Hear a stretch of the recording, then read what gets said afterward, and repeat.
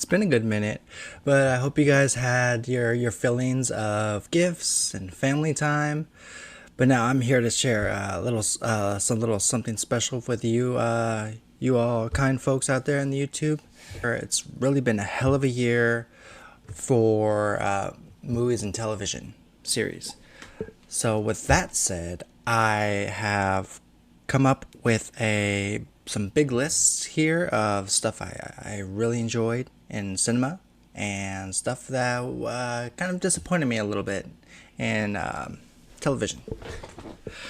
All right, or vice versa. All right, let's sit back, relax, go grab something to drink, maybe some popcorn. All right, to lighten the mood a little bit on this fine Monday here. So first and foremost, I am so grateful to have come up with these videos, not only for myself, but for all of you. And why not do it with an audience that enjoys film like I do? And so throughout this runtime of this video, I will kind of stay away from words like there's some videos that are titled best and worst movies of the year. Well, I don't see it that way. I prefer shout outs maybe, or not worth the hype, or cool films that I really enjoyed this year. I figure I start out with this video by talking about shoutouts, and what I mean by that is films that didn't almost made the list of favorite films of the year. So let's get into it now. We have Glass Onion, which I just saw on Netflix. And to tell you the truth, I wasn't planning on viewing this one, because this is actually the sequel to Knives Out, which was directed by Rian Johnson. And that, to me, it just didn't connect. I didn't connect with it for some reason. It had a packed house full of A-list actors, and all they were doing was just bickering under one house practically, and I didn't enjoy it as a lot of people did. But this time around, the sequel really stuck with me. I don't know why. Again, you have here Rian Johnson back on his throne directing, and he's brought along with him some top actors in the game today. And I won't get into too much details about this one, but I had enjoyed every minute of it, and you should definitely check it out. If it's on on Netflix, it should be out very, very soon on a local store or whatnot. So yeah, definitely Glass Onions in there. Also Prey got a lot of praise on Hulu. It's Hulu as we speak. It also is on hopefully store shelves sooner rather than later, maybe. But yeah, I definitely, that got so much high praise, and I really enjoyed that one. So yeah, Prey. It's actually a origin story to the Predator series. Also, Emily the Criminal, which just debuted on Netflix as well. It stars Aubrey Plaza, who's down on her luck, and she looks to turn her life around, doing some not so kind things to earn some money. So yeah, Emily the Criminal. It was a standout to me this year. We also have Pearl. I saw Pearl in theater, and I enjoyed it. It was really a standout film. But it felt like something was missing. It needed that final push to get me to make it onto my top films list. But yeah, definitely a standout. Pearl. Lightyear. Lightyear's Pixar, Disney Pixar's Lightyear was really a fleshed out film. You have a young, Buzz Lightyear, voiced beautifully by Chris Evans, and what he does what he brings to Buzz is just awe-inspiring. I loved it. You should definitely check it out. It's in stores now and also on Disney Plus. Also have Everything Everywhere All at Once. That was a thrill ride from beginning to end. It was very lengthy, which I didn't have a problem with. But yeah, if you follow the story, if you continue along with it, it sticks with you. I think next year I plan on buying it physical copy. Yeah, it's available now. We also have the video game adaptation of the Uncharted series, which is from Naughty Dog. Now, Uncharted stars Tom Holland and Mark Wahlberg in this action-packed treasure hunting film that I do recommend, and it's on Netflix now. Again, this is these are shout-outs of mine, and it's a list I came up with, and I'm enjoying it. All right, we also have from HBO Max, Kimi, starring the awesome-tacular Zoe Kravitz. She is a gem here in this little film, indie film. It's on HBO Max, as I said, and if you want to go check it out, it's worth your time. We also have Luckiest Girl Alive.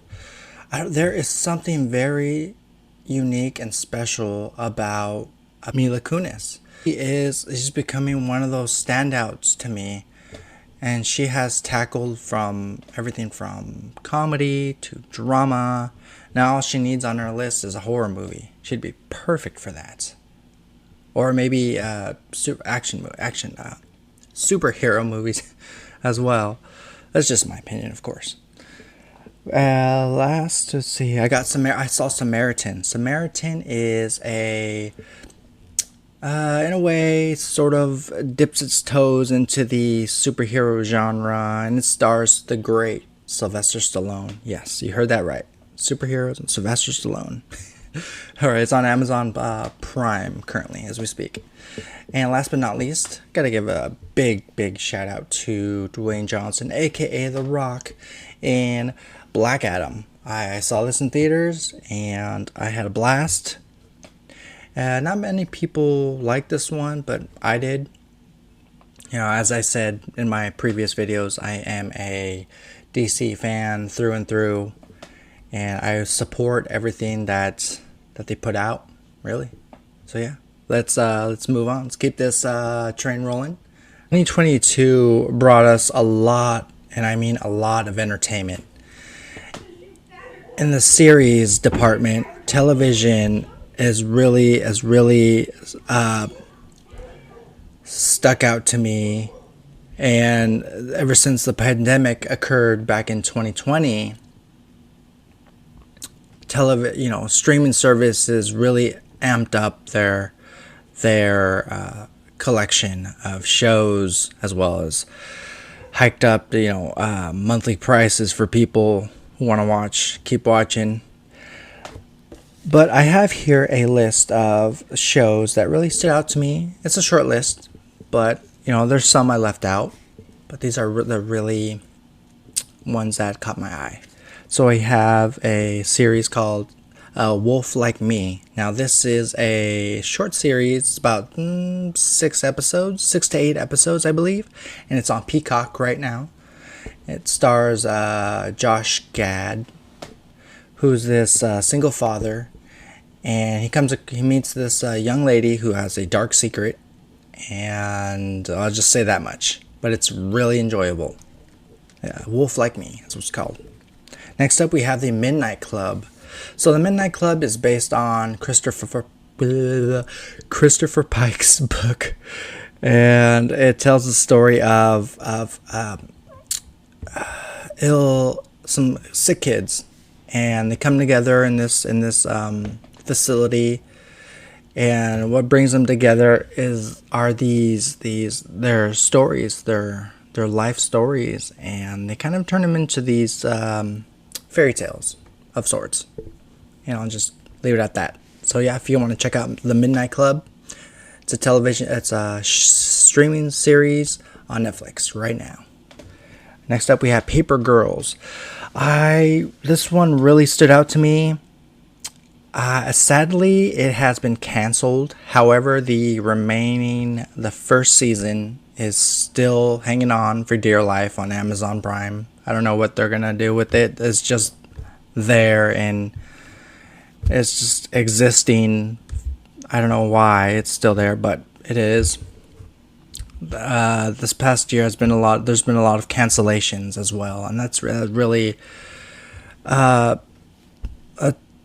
it's tough, you know. A lot of film ideas and actors have been, you know, put on the wayside to look ahead to the future, and this series is with that bubble of cancellations, and it's sad to see it go. We also have We Crashed. Now, if you're a big Apple TV Plus person, this is the one for you. Apple, to me, what they put out in movies and series, it breathes like sophistication. There's this like something rich, and with the storytelling and the actors and their acting, and that to me, that catches my attention right there, and I enjoyed every minute of this one. We Crashed. Severance is another Apple TV Plus one. Yeah, Severance, to me, first time around, I started up the first episode of Severance, and it's only one season currently. But yeah, I started watching the first episode and I dropped it. I called it quits. I was like, I'm not feeling this. But then later on, as months went by, I was like, okay, I'll pick this up again. And sure enough, I was engaged. I wanted to see where these characters were going, you know, where this story is leading to. And sure enough, you know, I wanted more. Can't wait for a second season, hopefully next year. Fingers crossed. Next up, we have Peacemaker. Peacemaker, James Gunn. You got James Gunn teaming up with John Cena. And if you don't know, James Gunn directed the last, I don't know if it's a reboot or just, you know, an adaptation, a next, you know, sequel to Suicide Squad, which is a DC product. And here he's done a service to have Peacemaker, who's also in the Suicide Squad, have his own little, you know, show on HBO Max, and it's a bloody good time, and you should definitely check it out. Next up, we have last on my list is Guillermo del Toro's Cabinet of Curiosities. Now, if you're a horror fan like me, and you dig the suspense, you dig the creepiness, the vibes of a, you know, film or show, this is the one for you. It's definitely a standout to me. It's a Netflix show. It's on right now. You should definitely check it out. Yeah, so I gotta know, what are some shows that stood out to you this year? And now, folks, here comes the Debbie Downers of the year. The section I like to call Not Worth the Hype. And first up on that list is The Northman. The Northman has Alexander Skarsgård. It has and a slew of other actors. You know, if you have the director of The Witch behind the camera, you're gonna get something brilliant here, and we do. we do the cinematography, the story are really stood out to me. They really stood out to me, but the overall execution, the way that the story is told, it's a story about revenge, and that should go, lead you into different directions, and it doesn't here. It really just it doesn't. It feels the runtime it's quick. It should be lengthy. It's well over 2 hours, but it just flies by fast, and because it's disappointing. I guess in my mind, I was expecting a bloody, action-packed feast with body parts and battle sequences here, but no, you have a well-grounded story, but hats off to the filmmakers and their job well done. but yeah, this didn't meet my needs. Sorry.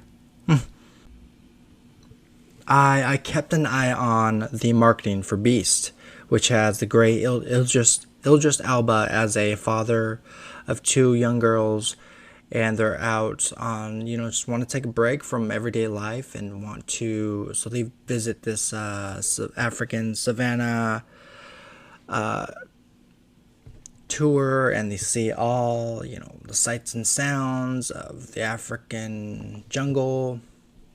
And that's where things pick up. They come across a rogue, deadly lion that wants to kill them, and wants to kill them immediately. This one, again, I believe I fell for the hype with this one. But don't get me wrong, there's some good stuff here. It's just it was lacking something. I don't know what. It just kind of fell off. The story kind of just... It lacked the... Maybe I was expecting jump scares. Who knows? But yeah, this one... I don't know. Maybe it just needed more characters. Stuff that stood out to me. I don't get me wrong. I really liked the times when... Idris Elba's character and the lion, finally confront each other and they kick each other's asses. I like those sequences. But overall, just forgettable, Sorry. Next up, we have Jurassic World Dominion. My God, this was so long and so cringe-worthy. I'm done. I'm done with the whole Jurassic Park thing. It's not you dinosaurs. It's the filmmakers and the actors in it, and whoever's, Universal, who's dumping money into this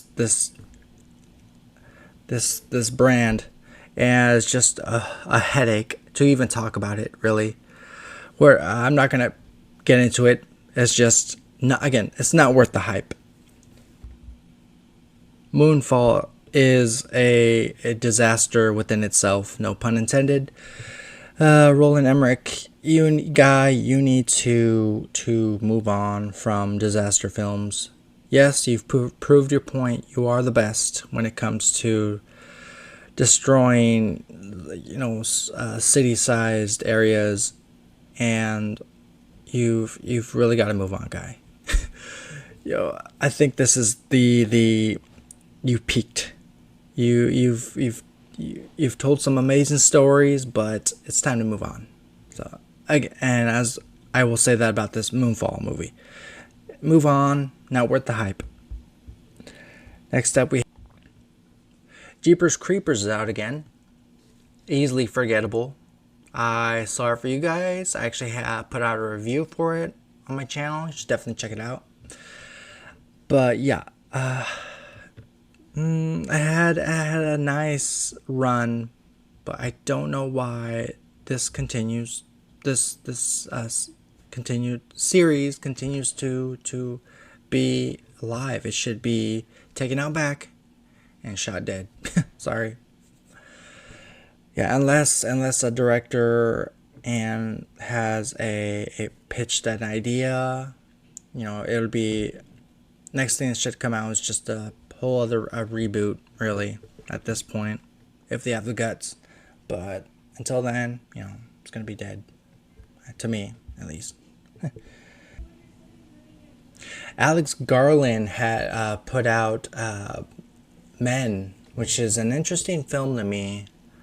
I was following along with this one from beginning to end, and there's some creepy imagery here, some creepy parts stood out to me, but I was really engaged with the message behind, what the fuck am I looking at here? Why is this guy transforming? Why is he giving birth? Sort of ordeal. And it's a head scratcher, but not worth your time to me. Don't get me wrong, I liked Annihilation, I liked Ex Machina, but here is just a missed opportunity to me.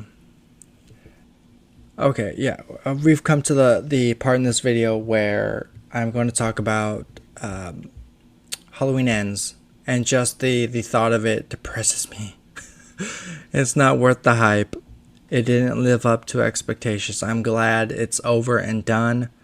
Everyone needs to move on with their lives with this one after this debacle. And I'm a little bit sad about it, where this trilogy ended.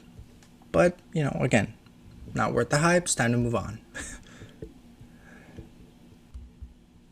Nicolas Cage has had past couple years just such a turnaround in the Unbearable Weight of Massive Talent came out this year, and I finally got a chance to see it. And was it worth the hype? No, it was not, at least for me. I felt like there was an ingredient missing to this delicious meal of a film, and I think it was the comedic moments that just didn't stick to landing. They just fell right through the cracks. And but props, I gotta tip my hat off to Nicolas Cage with this one. It really should have earned him some sort of award. And the marketing behind it really pushed to get people in movie theaters to go see this one. And I really admire that.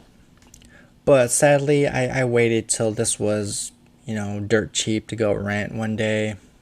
And yeah, it's just something that didn't click with me here.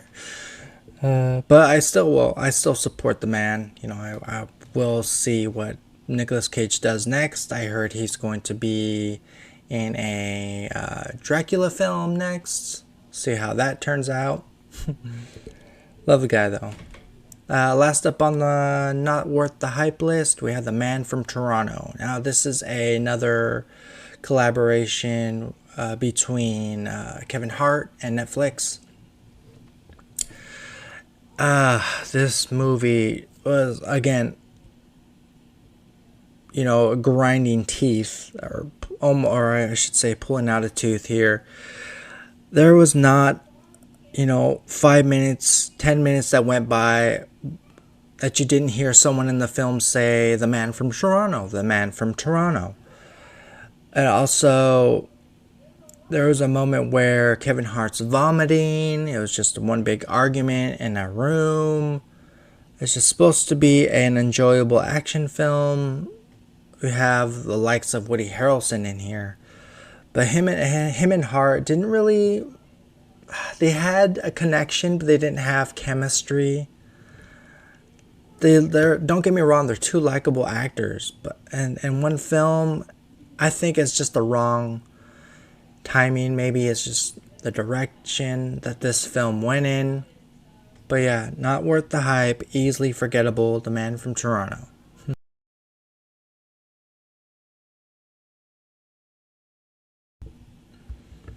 Last up on this video is that we come to the conclusion. It's the coolest films of 2022. It's a short one. You know, I could have easily added, 5, 10 more films in this list, but no, I kept it short and sweet. And at the bottom of my list is a horror. I gotta give a shout out to my horror fans here. Smile. This really was a nail biter. Gave me goosebumps. I loved the direction this went in with the suspense. And the mystery, the combination of the two. You really don't know what the hell's going on until you understand the full story, the rundown, and the message behind it. I loved it. Yeah, Smile. Saw it in theaters. Next up we have Doctor Strange and the Multitude of Madness. I really enjoyed this one, and I think it was because it had a respected figure in a director, Sam Raimi. What he put his own stamp, trademark, his own ideas, his own deranged horror spin on into this little movie, Marvel film, and it worked. It worked. I liked it. I kind of want to see it again. Maybe even buy it. Maybe next year. Who knows? But I know for sure it's on Disney Plus right now. Next up on the list is Top Gun Maverick. I was blown away by this one. Every minute. You have what really stood out to me was, well, besides you have Tom Cruise in the action sequences, but this story is really almost tugged at my heartstrings. And when you do that to a person, you got something special on your hands here. And yeah, this movie succeeded, fired on all cylinders, did well in the box office. Yeah, so you could definitely go check it out. Top Gun Maverick. Next up on my list is another tearjerker, Black Panther, Wakanda Forever. This was lengthy and I felt it, but I did not have a problem with it. I loved every minute. This could have easily been even longer and I still would have enjoyed it. But yeah, what Ryan Coogler did here is honor the legacy of Chadwick Boseman in such a way. It makes me, just saying that makes me proud that something like this came out, a sequel, and that the filmmakers and the actors in it were the bravery and heart and love was put into this one.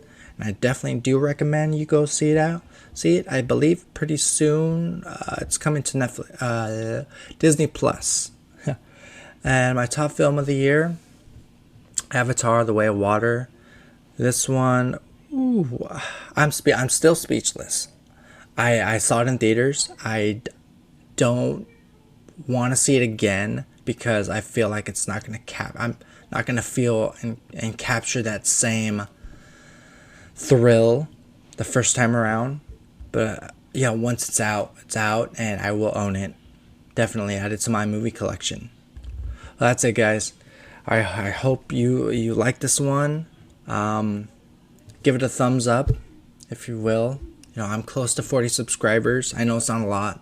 It's not saying a lot, but if you can find it in your hearts to subscribe to this channel, I will keep pumping these out. All right, see you very soon. Take care. Bye.